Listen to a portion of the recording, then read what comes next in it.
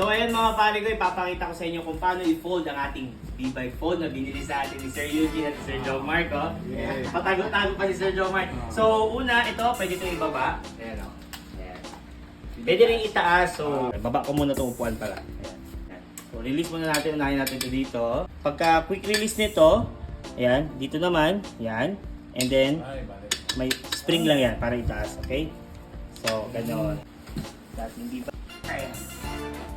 Okay. Sa may manuberan banda, ayan, or ng ating frame. Ganun lang. So, ganyan siya kaligid.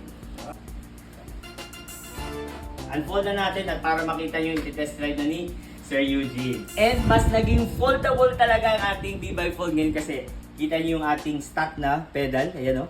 Ayun o. Ayun o.